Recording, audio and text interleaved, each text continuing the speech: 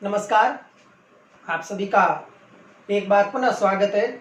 आज जो important topic है सोलर सिस्टम, उसकी बात करेंगे। समझना, 1960 के दशक में बेल्जियम के एक पादरी है, नाम है जॉर्ज लेमेटर। जॉर्ज लेमेटर ने एक सिद्धांत दिया। इस सिद्धांत का नाम है बिग बैंग थ्योरी।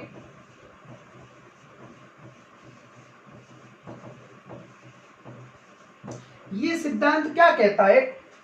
इस सिद्धांत का सामान्य अर्थ है महाविस्फोट सिद्धांत। इस सिद्धांत के अनुसार, जिसकी बाद में 1967 में रॉबर्ट वेगनर ने इसकी व्याख्या की।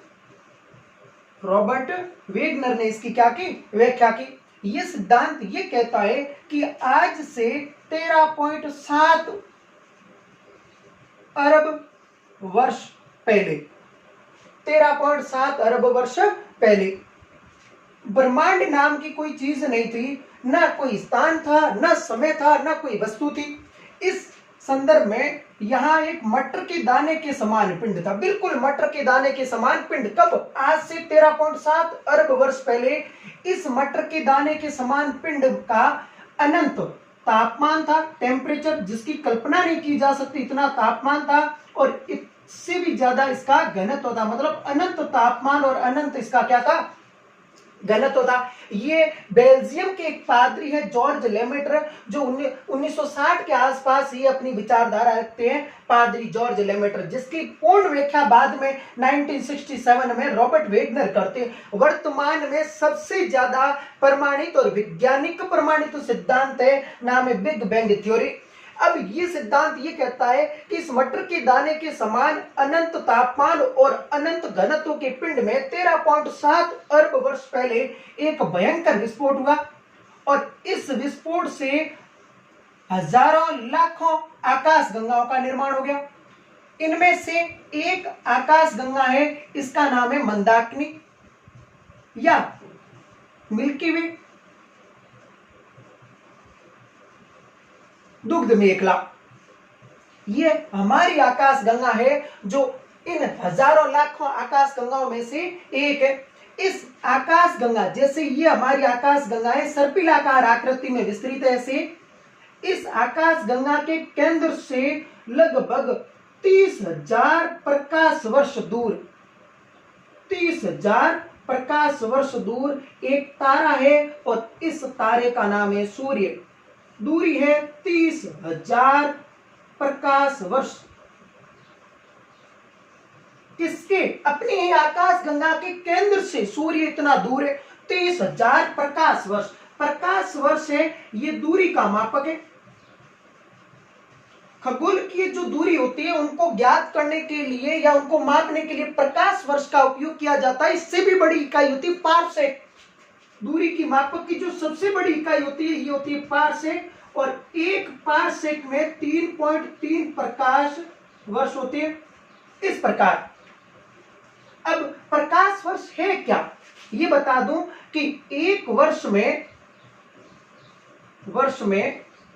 प्रकाश द्वारा तय की गई दूरी को प्रकाश वर्ष के नाम से जाना जाता है, और प्रकाश की चाल होती है 3 लाख किलोमीटर प्रति सेकंड, यानी एक सेकंड में 3 लाख किलोमीटर गति होती है। यानी हमारी आकाश गंगा के केंद्र से यदि प्रकाश निकलता है तो उससे सूर्य तक पहुंचने में 30,000 प्रकाश वर्ष लगते हैं। जो ये सिद्धांत है, इस सिद्धांत के संदर्भ में 1920 में एडविन हब्बल महोदय ने अंतरिक्ष में हब्बल दूरबीन लगाकर इस सिद्धांत को पहले ही प्रमाणित कर दिया था। इसके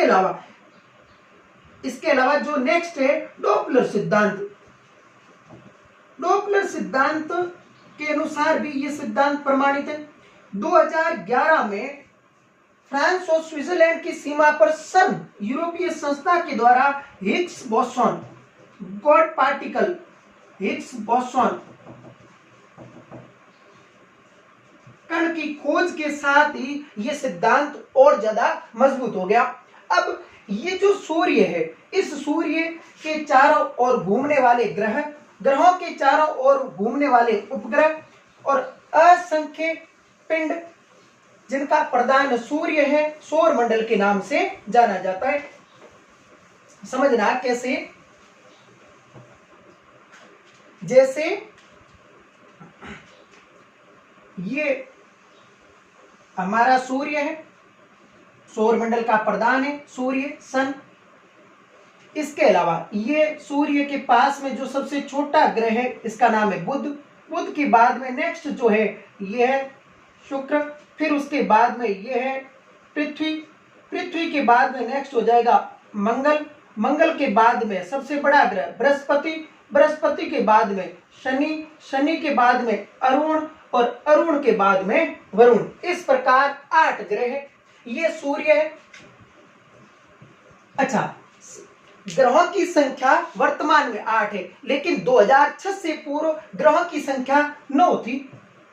चेक गणराज्य की राजधानी है प्राग, और प्राग में एक सम्मेलन का आयोजन किया गया जिसमें लगभग 75 देशों के 2500 वैज्ञानिकों ने भाग लिया, और उसमें एक ग्रह है प्लेटो या यम। इसको ग्रहों की श्रेणी से बाहर करके बौने ग्रहों की श्रेणी में डाल दिया।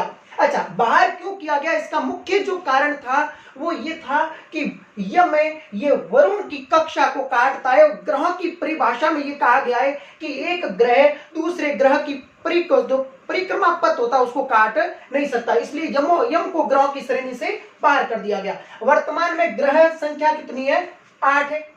ये जो सम्मेलन है ये IAU का सम्मेलन आयोजित किया गया था प्राग, चेक गणराज्य की राजधानी प्राग में 2006 में ग्रहों की श्रेणी से इसे क्या कर दिया गया, आउट कर दिया गया। वर्तमान में जो ग्रह सबसे नजदीक सूर्य के हैं बुध, फिर उसके बाद में शुक्र, फिर इसके बाद में पृथ्वी, फिर इसके बाद में मंगल, सबसे बड़ा बृहस्पति, इसके पश्चात आ जाएगा शनि, नग्न आंखों तक दिखने वाला अंतिम ग्रह, फिर उसके बाद में आ जाएगा अरुण, और अरुण के बाद में लास्ट आ जाएगा वरुण। इस प्रकार ये कुल 8 ग्रह है। क्रम ये रहेगा, सूर्य से दूरी के आधार पर क्रम ये रहेगा, बुध, शुक्र, पृथ्वी, मंगल, बृहस्पति, शनि, अरुण और वरुण। आकार की दृष्टि से ये 1 नंबर है बृहस्पति, आकार की दृष्टि से ये 2 नंबर है, ये 3 नंबर है और ये 4 नंबर है। इस प्रकार क्रमशः। फिर 5 नंबर पृथ्वी है, 6 नंबर पृथ्वी की बहन शुक्र है, 7 नंबर फिर मंगल है और 8 नंबर सबसे छोटा बुध है। अब ये जो ग्रह है मंगल तक, यहां बृहस्पति और मंगल के बीच में असंख्य छोटे छोटे पिंड पाए जाते हैं जो उनकी गुरुत्वाकर्षण बल के कारण इस पेटी में है। इन्हें कहा जाता है क्षुद्र ग्रह। क्षुद्र ग्रह। सूर्य और क्षुद्र ग्रहों के बीच में जो ग्रह है, इन ग्रहों को कहा जाता है आंतरिक ग्रह। आंतरिक ग्रह। और इसके परे या कह दो बृहस्पति, शनि, अरुण और वरुण है, इन्हें कहा जाता है बाह्य ग्रह। बाह्य ग्रह। अब इनमें सबसे जो प्रधान है यह है बृहस्पति, जुपिटर, तो इन्हें कहा जाता है जुपिटर या जुवियन ग्रह।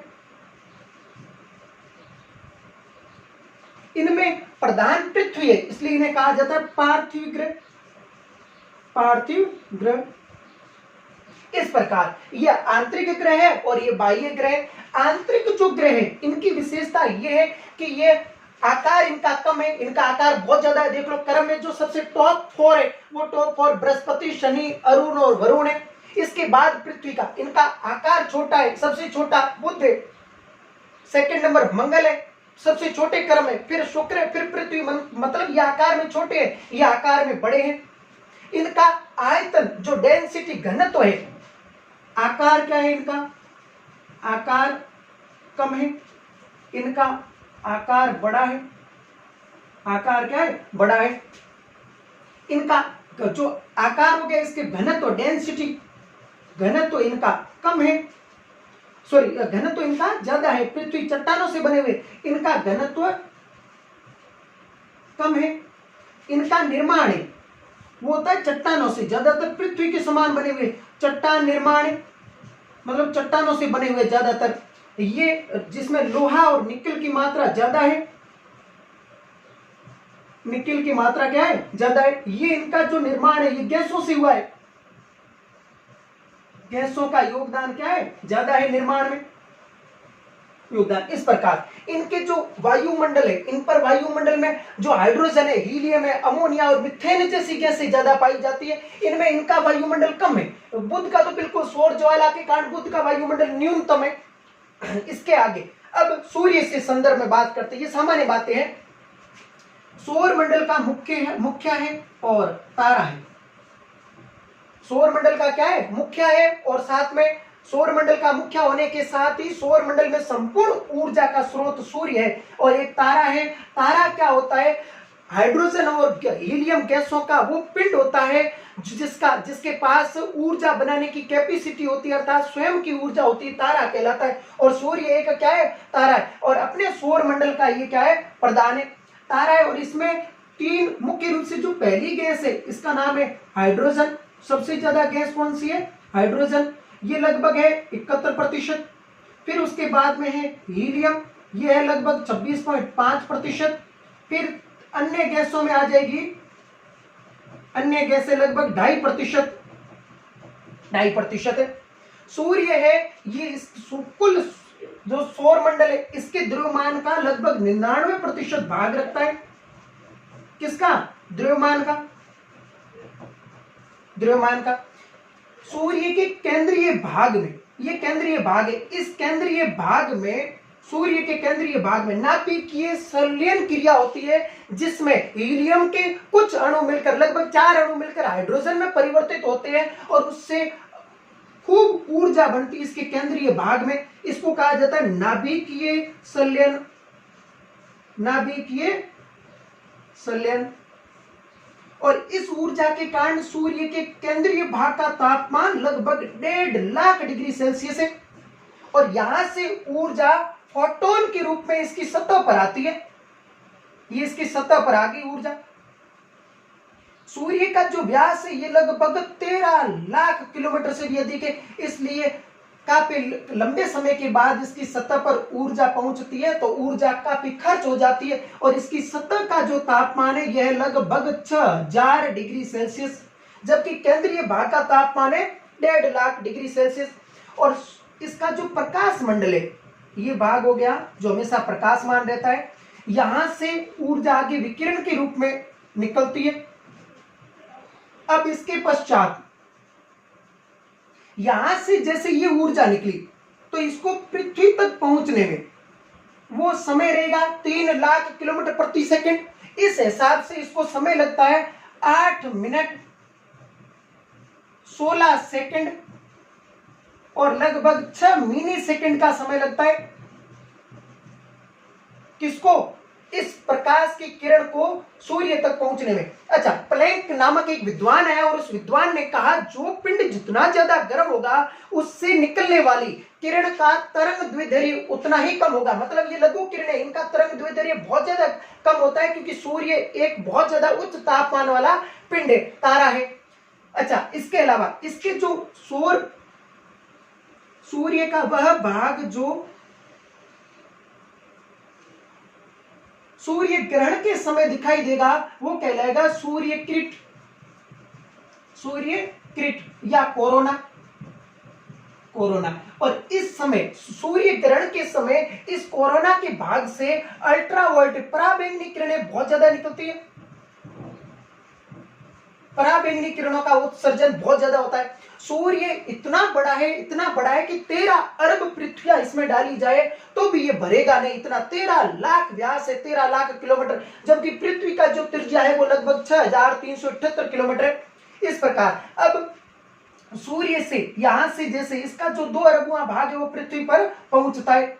सूर्य के जो ये भाग है, सूर्य के अध्ययन हेतु इसरो द्वारा आदित्य एल नामक उपग्रह तैयार किया जा रहा है, और नासा सौर तूफान के अध्ययन के लिए हाल ही में सनराइज उपग्रह तैयार कर रहा है जो यहाँ जो सौर तूफान आता है उसका अध्ययन करेगा। सूर्य की सतह पर लगभग 11 वर्ष में बढ़ते हैं और 11 वर्ष में बिगड़ते हैं। इस प्रकार सौर कलंक बढ़ते और बिगड़ते हैं, सौर कलंक के नाम से जाने जाते हैं।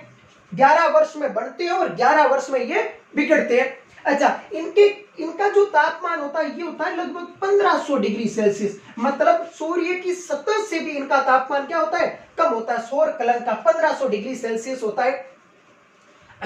सूर्य की जो यहां से प्रकाश निकलता है ये विकिरण के रूप में निकलता है और प्रकाश की सबसे ज्यादा जो चाल होती है वो निर्वात में होती है, 3 लाख किलोमीटर प्रति सेकंड। अब जो पहला ग्रह है ये है बुध।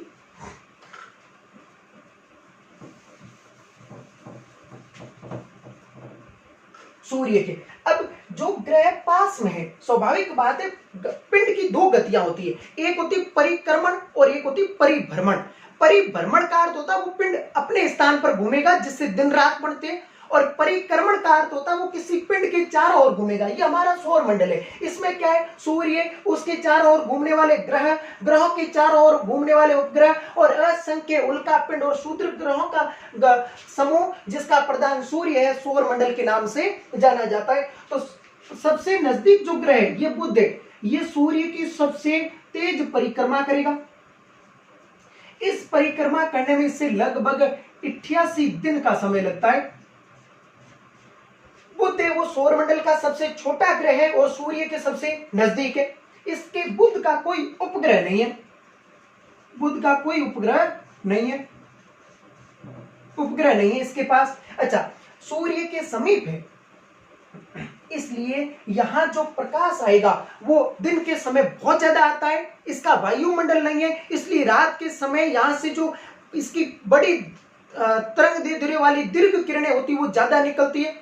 दिन के समय बहुत ज्यादा गर्म होता है और रात के समय बहुत ज्यादा ठंडा होता है। सबसे ज्यादा तापांतर वाला ग्रह, ताप प्लस अंतर बराबर हो गया तापांतर, तापांतर वाला ग्रह सबसे उच्च तापांतर। दिन में तापमान लगभग 600 डिग्री सेल्सियस को पार कर जाता है और रात के समय तापमान हिमांक से भी नीचे आ जाता है। लेकिन सबसे गर्म ग्रह नहीं है बुध, सबसे गर्म ग्रह शुक्र, और बुध का कोई उपग्रह नहीं है। सूर्य की परिक्रमा सबसे तेज करता है और सूर्य के सबसे नजदीक ग्रह है और सबसे छोटा ग्रह। नेक्स्ट है शुक्र ग्रह, पृथ्वी की बहन कहलाता है, सबसे चमकीला ग्रह, सबसे क्या है, चमकीला ग्रह। बुध की भांति इसका भी कोई उपग्रह नहीं है, बुध की भांति इसका भी कोई क्या है, उपग्रह नहीं। किसका, शुक्र का। आकार और घनत्व, डेंसिटी और आकार लगभग पृथ्वी के समान होने के कारण पृथ्वी की बहन कहलाती। सूर्योदय से 2 घंटे पहले और सूर्यास्त के 2 घंटे बाद तक दिखाई देता है, इसलिए इसे इवनिंग स्टार और मॉर्निंग स्टार अर्थात सांझ का तारा और भोर का तारा उपनाम से भी जाना जाता है। सांझ का तारा और भोर का तारा किसको कहा जाता है, शुक्र को कहा जाता है। ये जो अपने अक्ष पर है, ये जो परिभ्रमण गति करता है वो पृथ्वी के समान नहीं करता, ये पूर्व से पश्चिम की ओर घूर्णन करता है। अतः इस पर सूर्योदय पूर्व में न होकर पश्चिम में होता है। ऐसा एक और ग्रह जिसे अरुण के नाम से पढ़ेंगे, जिसे लेटा हुआ ग्रह भी कहा जाता है। सूर्य जो शुक्र है ये सूर्य की परिक्रमा करने में 225 दिन लगाता है, ये लगाता है 88 दिन, ये लगाता है 225। ऐसे समय बढ़ता रहेगा क्योंकि जैसे जैसे दूर जाएंगे उनका कक्ष है वो बड़ा होता जाएगा, कक्षा जो परिक्रमण चक्र है वो, जिस कारण समय ज्यादा लगेगा। लेकिन यहाँ एक इंपॉर्टेंट पॉइंट ये भी है कि शुक्र पर जो दिन रात बढ़ते हैं उनका समय होता है लगभग 243 पृथ्वी दिवस के बराबर, जबकि सूर्य की परिक्रमा करने में ये 225 दिन का समय लेता है। अर्थात ये परिक्रमण में समय ज्यादा लेता है परिभ्रमण की तुलना में। ये ऐसा और कोई ग्रह नहीं है, एकमात्र ग्रह है उसका नाम है शुक्र और इसका कोई उपग्रह नहीं है। अच्छा, सबसे गर्म ग्रह, चमकीला ग्रह, इसीलिए सांझ का तारा और भोर का तारा के नाम से जाना जाता है, इवनिंग स्टार और मॉर्निंग स्टार के नाम से। नेक्स्ट है पृथ्वी, एकमात्र ऐसा ग्रह जिस पर जीवन है, और पृथ्वी पूरे सौर मंडल ऐसा ग्रह जिस पर जीवन है, और पृथ्वी का एकमात्र इसका उपग्रह है और इसका नाम है चंद्रमा। इसका एक ही चंद्रमा है और इसकी दूरी है ये चंद्रमा, सामान्य तो चंद्रमा और पृथ्वी के बीच की औसत दूरी। अच्छा, एक विद्वान है केपलर, केपलर ये कहता है कि कोई भी पिंड, केपलर का नियम क्या है, केपलर सिद्धांत, कोई भी पिंड जब दूसरे पिंड के चारों ओर चक्कर लगाएगा तो वो दीर्घवृत्ताकार चक्कर लगाएगा। जैसे फॉर एग्जाम्पल ये सूर्य है, सन है, इस सूर्य के चारों ओर पृथ्वी चक्र ऐसे लगाएगी, ऐसे, मतलब एक समय वो सबसे नजदीक होगी, जैसे ये पृथ्वी यहां है और यहां है अर्थ, एक समय वो सबसे नजदीक होगी और एक समय सबसे दूर होगी। केवल पृथ्वी सूर्य का ऐसा चक्कर नहीं लगाती है, सभी पिंड पृथ्वी सूर्य का चक्कर ऐसे लगाते हैं जैसे चंद्रमा भी पृथ्वी का ऐसे चक्कर लगाता है। जो सूर्य और पृथ्वी के बीच की निकटतम दूरी होती है इसे कहा जाता है उपसौर, और जो अधिकतम दूरी होती है इसे कहा जाता है अपसौर। उपसौर होती है, ये होती है 3 जनवरी को लगभग, और ये होती है 4 जुलाई को, इस प्रकार। इसी प्रकार चंद्रमा और पृथ्वी के संदर्भ में अपभू और उपभू की स्थिति बढ़ती है, और चंद्रमा और पृथ्वी के बीच की जो औसत दूरी है वो है लगभग 3,65,000 लगभग 3,84,365 किलोमीटर, जबकि पृथ्वी और सूर्य के बीच की जो औसत दूरी है यह है लगभग 14,95,00,000। उपसौर के संदर्भ में स्थिति होगी उस समय 14.7 करोड़ किलोमीटर दूरी होगी, और अपसौर के समय लगभग 15.2 करोड़ किलोमीटर की दूरी होगी। इस प्रकार नेक्स्ट पृथ्वी है, ये अपने अक्ष पर लगभग 23.5 डिग्री झुकी हुई है। इसके अलावा पृथ्वी पर दिन रात बढ़ने का समय है लगभग वो 23 घंटे 56 मिनट और 4 सेकंड है, और पृथ्वी जो सूर्य के चारों ओर परिक्रमण करती है अन्य ग्रहों की भांति, और इसका समय है लगभग 365 दिन 5 घंटे लगभग 48 मिनट और लगभग 46 सेकंड, जिसे एक सौर वर्ष के नाम से जाना जाता है।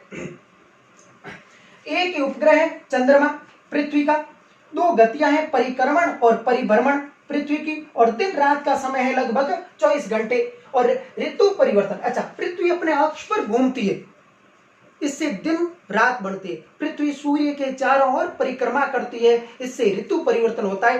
पृथ्वी अपने अक्ष पर झुकी हुई है और सूर्य के चारों ओर परिक्रमा करती है, इन दोनों का प्रतिफल है ऋतु परिवर्तन। नेक्स्ट जो ग्रह है इसका नाम है मंगल, सौर मंडल का दूसरा सबसे छोटा ग्रह।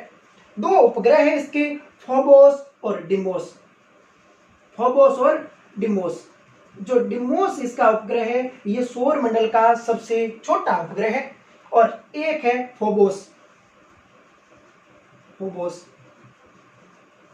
मंगल है, इसका रंग लाल है, लोह ऑक्साइड के कारण इसका रंग लाल है, और एकमात्र ऐसा ग्रह है जिस पर जीवन की संभावना है। पृथ्वी पर तो जीवन है, संभावना कहां है, मंगल पर है। मंगल ग्रह का रंग है लोह ऑक्साइड के कारण रंग कैसा है, लाल रंग है। ध्यान रखना पृथ्वी के समीप यदि दो में से कोई एक ग्रह पृथ्वी के सबसे समीप हो सकता है, या मंगल या शुक्र, तो बता दो पृथ्वी के समीप शुक्र है। मंगल शुक्र की तुलना में पृथ्वी से ज्यादा दूर है। लाल रंग का ग्रह है, आकार जो आकार की दृष्टि से यह 7वां बड़ा ग्रह, और इस पर मंगल ग्रह पर निक्स ओलंपिया सौर मंडल की सबसे बड़ी चोटी है। निक्स ओलंपिया ये माउंट एवरेस्ट से लगभग 3 गुना बड़ी है, और सौर मंडल की सबसे बड़ी जो ज्वालामुखी है ओलंपस मेसी, ये भी मंगल ग्रह पर है। ये भी इंपॉर्टेंट पॉइंट है। अच्छा, जीवन की संभावना है तो खोज चली इस संदर्भ में मंगल ग्रह पर 2011 में क्यूरियोसिटी रोवर नासा द्वारा भेजा गया उपग्रह चर्चा में रहा, और सबसे इंपॉर्टेंट उपग्रह जो चर्चा में रहा, भारत सरकार इसरो द्वारा, भारतीय अंतरिक्ष अनुसंधान संगठन अर्थात इसरो द्वारा, जिसका मुख्यालय बेंगलुरु में है और जो अपने उपग्रहों का प्रक्षेपण श्री हरिकोटा के सतीश धवन केंद्र से करता है, वहां से 5 नवंबर 2013 को मॉम नामक उपग्रह, मार्स ऑर्बिट मिशन नामक उपग्रह मंगल के अध्ययन के लिए भेजा गया। वेरी वेरी इंपॉर्टेंट, जो 24 सितंबर 2014 को मंगल ग्रह पर उतरा। ये भारत ऐसा करने वाला विश्व का चौथा देश बना था, बहुत बड़ी उपलब्धि है। इसके अलावा चंद्रमा पर भी भारत ने उपग्रह भेजे। 22 अक्टूबर 2008 को भारत ने चंद्रमा पर चंद्रयान प्रथम भेजा। चंद्रयान द्वितीय काफी हद तक सफल रहा और भविष्य में उसकी बढ़िया प्लानिंग चल रही है। इसके बाद में मंगल के बाद, अच्छा, मंगल की सबसे इंपॉर्टेंट विशेषता देखना कि मंगल ग्रह पर ऋतु परिवर्तन पृथ्वी के समान होता है। ऋतु परिवर्तन किसके समान होता है? पृथ्वी के समान होता है। और यह अपने अक्ष पर पृथ्वी के समान लगभग 24 घंटे 37 मिनट में घूम लेता है, अर्थात दिन रात बनने का समय है 24 घंटे 37 मिनट, लगभग पृथ्वी के समान। और पृथ्वी के समान ही ऋतु परिवर्तन होता है। क्यों? क्योंकि ये अपने अक्ष पर लगभग 25 डिग्री झुका हुआ है। पृथ्वी 23.5 और ये 25 डिग्री।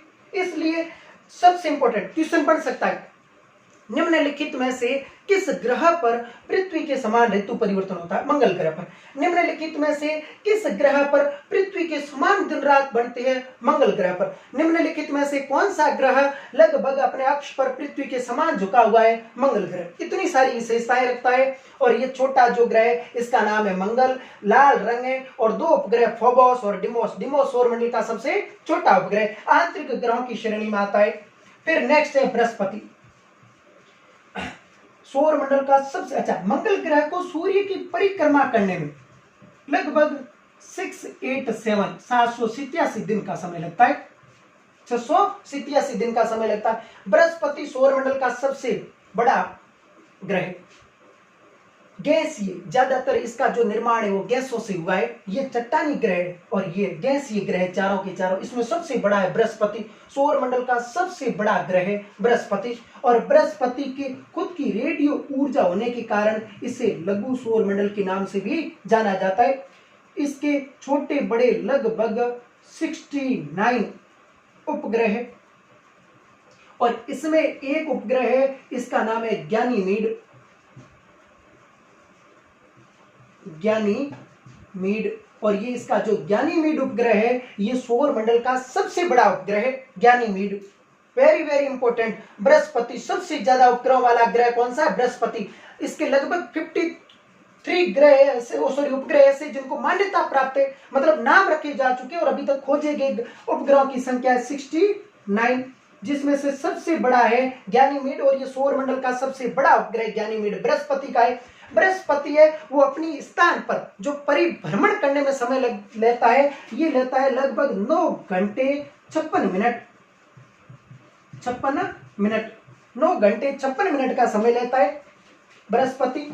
और इसके अलावा ये जो सूर्य की परिक्रमा करता है इसमें ये समय लेता है लगभग 12 वर्ष का। 12 वर्ष परिक्रमण में, और परिभ्रमण में कितना लेगा? 9 घंटे 56 मिनट। मतलब सौर मंडल में सबसे कम परिभ्रमण में समय लेने वाला ग्रह कौन सा है? बृहस्पति है। शनि, ऐसा ग्रह जिसका घनत्व सबसे कम है, ऐसा ग्रह जिसे नग्न आंखों से अंतिम ग्रह जिसे देखा जा सकता है। घनत्व है सबसे कम 0.7, यानी यदि इसको जल में रखा जाए तो ये तैरेगा, इतना कम घनत्व। सबसे ज्यादा घनत्व पृथ्वी का है 5.5 ग्राम क्यूबिक, और सबसे कम है शनि का। शनि का सबसे सेकंड हाईएस्ट उपग्रह वाला ग्रह है और इनकी संख्या है 62 उपग्रह है इसके। और इसमें सबसे इंपॉर्टेंट जो उपग्रह है वो है टाइटेनिक। और ये सौर मंडल का दूसरा सबसे बड़ा उपग्रह है टाइटेनिक। किसका है? शनि का है। अच्छा, इसके अलावा इसका एक उपग्रह है फोबे। ये इसकी बाकी उपग्रहों की तुलना में ये विपरीत दिशा में चक्कर लगाता है। फोबे उपग्रह किसका? शनि का उपग्रह। इसके अलावा इसके चारों तरफ वलय पाए जाते हैं। ये वलय विशेषता के लिए प्रसिद्ध है। शनि। इसके पास भी बृहस्पति की भांति वलय संरचना है और हल्का काले रंग का ग्रह है और नग्न आंखों से देखे जाने वाला अंतिम ग्रह है, गैस ये है। इसके अलावा नेक्स्ट है अरुण। शनि को सूर्य की परिक्रमा करने में लगभग 29 वर्ष का समय लगता है, लगभग 29 वर्ष का समय लगता है। अरुण है ये तीसरा सबसे बड़ा, दूसरा सबसे बड़ा शनि है, अरुण तीसरा बड़ा उपग्रह है और ग्रह, और इसके उपग्रहों की संख्या है 27 उपग्रह है। विलियम हर्शेल नामक एक विद्वान थे, विलियम